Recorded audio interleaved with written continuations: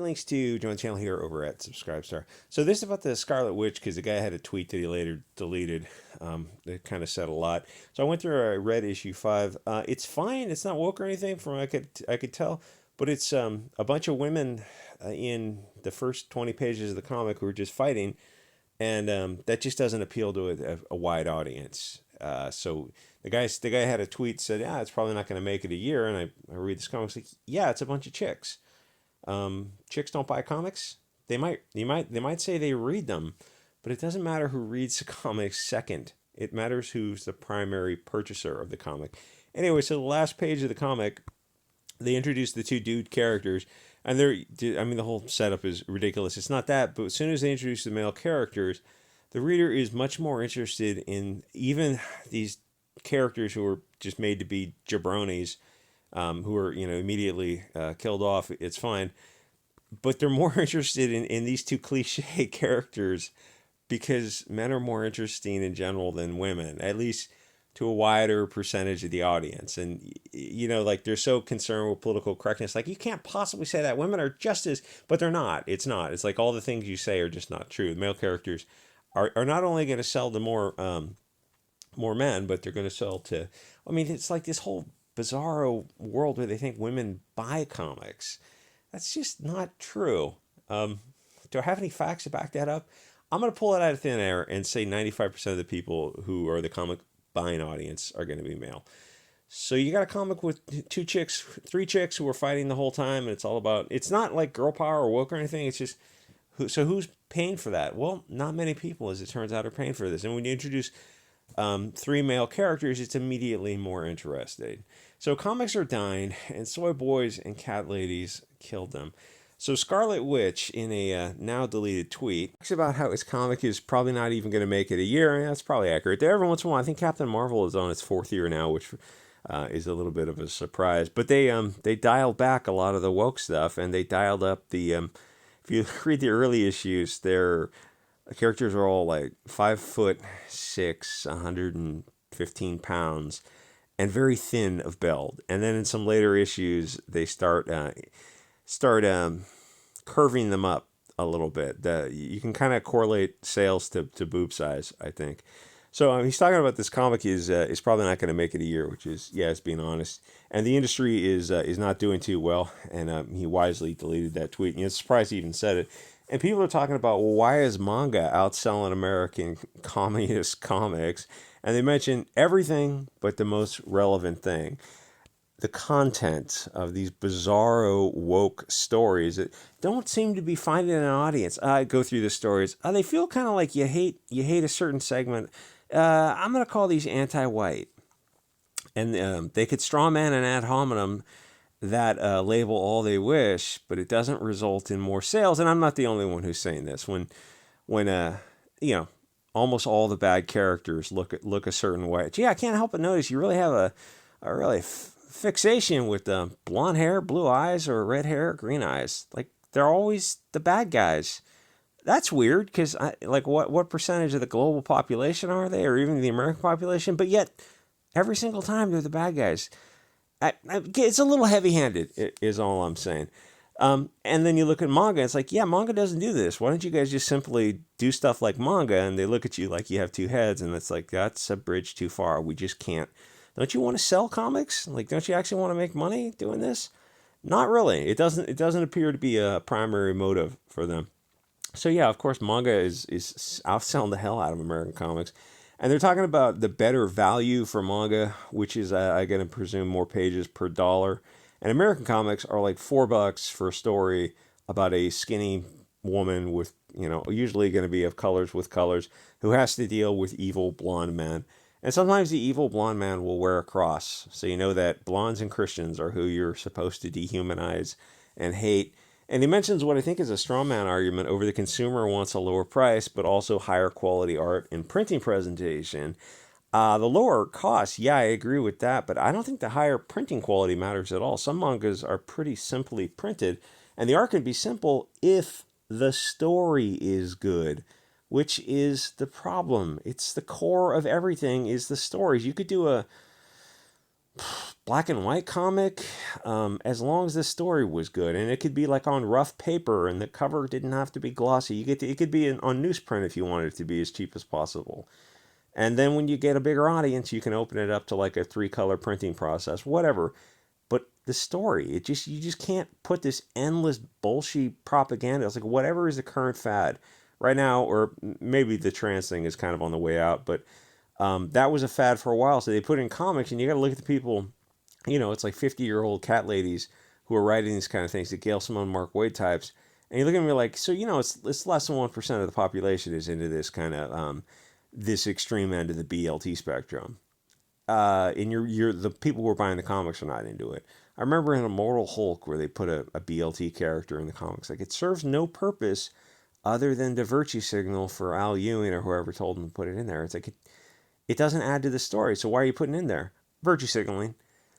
Yeah, you just don't have to do that. And it's like Japanese manga is not doing that. So the thing is, the story's the core, and like they get away from that. There's no save. There's nothing you can do until they address that elephant in the room of this kind of bizarro anti-white, anti-Christian, anti-nation bullshit propaganda.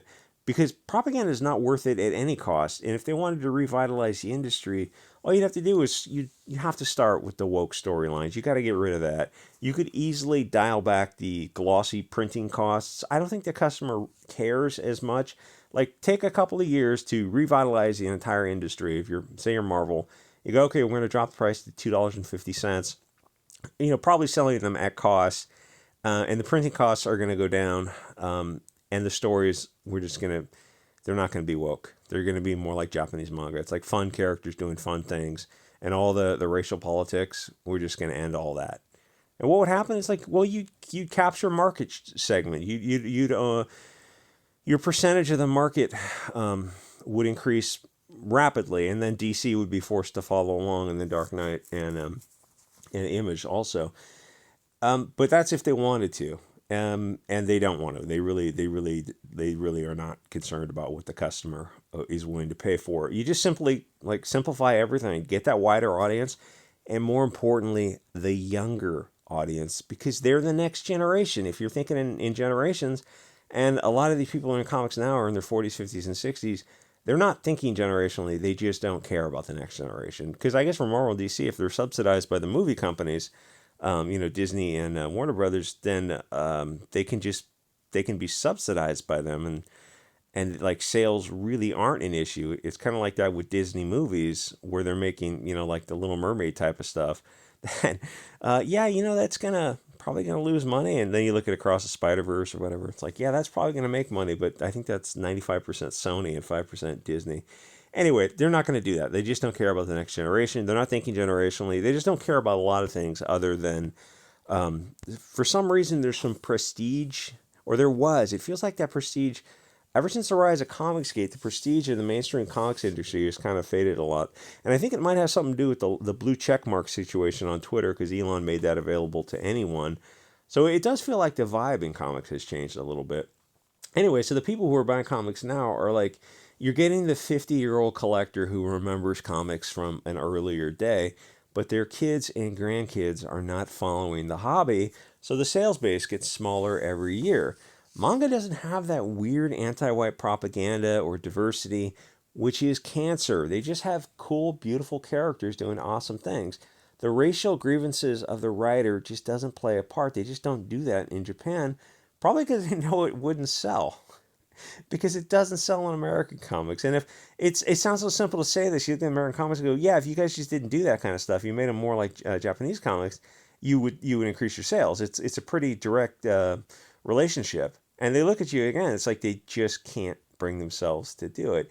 People don't want to read about how much the writer of the comics hates European people, or where they're the bad guys every single time. It's like if you literally see eye color or hair color, you can tell with a 99% correlation who the protagonists and the antagonists are. It's just that accurate.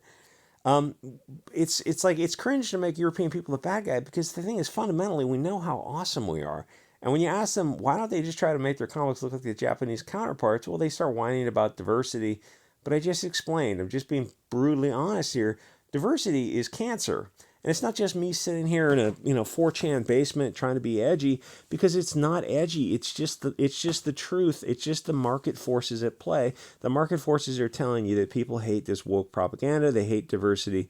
They want to see tribal stories. And it's not just the comics. It's the, what is it, Rings of Power, The Witcher, Willow, a bunch of that other kind of stuff that's been coming out lately, where it's all this bullshit found family, just Frankfurt School nonsense, where you have all these groups of people suddenly put together and they look like they hate each other. In real life, they hate each other because they have interests adverse, because humans are not fungible. But the Bolsheviks want you to think that humans are fungible, so you can put them in a comic together. It's like, this is just United Colors of Bennington propaganda. This is just bullshit 101 Saul Alinsky stuff. It's not selling. Why are you doing this? Oh, so Hugo Boss says what? That doesn't get the customer. When you insult the customer, in fact, the opposite is more likely. They're going to turn away from you. The only reason Comicsgate was able to be so wildly successful, and it's in the millions of dollars, is because the mainstream is so bad. It's very hard to compete with a product that is mass produced. You get economy of scale, and is also has a huge market segment, name recognition, history, and is a fundamentally good product. It's like that would have been a challenge for Comicsgate to bring something to the table. Comicsgate just had to not be that. And it's like, oh, what happened? Oh, it does this one diversity in comics. It did I think $500,000 in sales the first year through these two comics, Jawbreakers and Ironsides. It's amazing. Yeah, it's amazing because the mainstream is so bad. And to be fair, those comics were rock solid comics. So it's like, it's cool that the first comics from Comicsgate just were really, really good examples. But it's only possible because, like, you're not competing with the Ferrari of comics. You're competing with, like, the mainstream is just selling Ladas. And if you come along with a Ford, it's like, oh, well, suddenly a Ford is actually a really solid car. It's not a Ferrari, but the mainstream's not Ferraris anymore. They might have been 50 years ago, but like now they're firmly in the area of Ladas that are breaking down every few miles. Anyway, people are tired of propaganda from left-wing whack jobs, but the mainstream comic industry would rather sell fewer comics than sell comics that just aren't propaganda, because they really don't care about sales. The individuals working on the comic probably wish that things were selling better.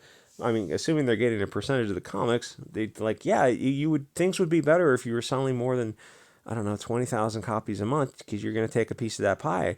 Wouldn't you rather sell like 200,000 copies a month by just dialing back all this propaganda? They just can't do it. Or they're not allowed to do it. They just can't give the customer what they want. And I think a lot of them don't want to do it.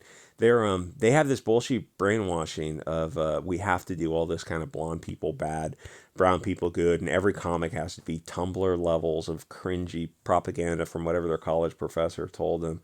I can't imagine what the Twitter response would be if somebody did a comic with the reverse, where somebody out of Nordic Central Casting was fighting some evil brown people. The machine itself wouldn't allow it. No mainstream company would sell it. No crowdfunding site would allow it if they did something like that. And even if it wasn't that egregious, if it was just like a manga, i.e. no diversity, all the Twitter kids would start complaining about lack of representation.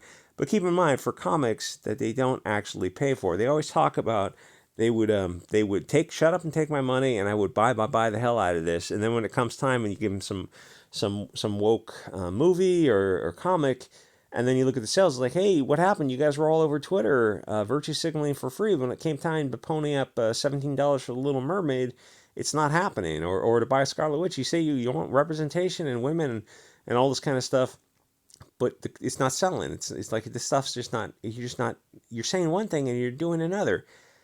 Yeah, that's the mainstream. That's kids today. That's kids on Twitter, because virtue signaling on Twitter is free. And when the opposite is like Comicsgate is selling a higher price product, like a 48-page comic. Okay, good to know for polycarbonate greenhouses. That's a good channel, Homegrown Veg. I guess I could have put it in airplane mode. But you're selling the comics for like $25 plus, I don't know what the shipping costs, $5 or $10 for that. And then, posters and pinups and t-shirts and hats, where the average cost is like 40, 50, 60 bucks. And people are willing to pay that, partially because they like the people involved, but partially because they like the graphic novels. I like graphic novels too. And the mainstream is just not giving the customer what they want. It's like, it would be so easy. You guys have printing presses, you have artists, you have writers, you have everything possible to do this.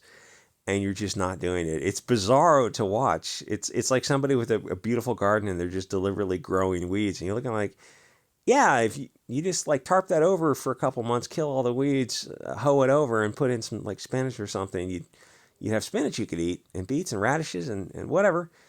Oh yeah, and we're just gonna grow weeds. Okay, good. Best of luck to you. If you grow weeds, you will get weeds. Yeah, yeah, yeah. You can't. You can't eat weeds. Oh, oh. Anyway, like, comment, subscribe. See you guys on the next episode.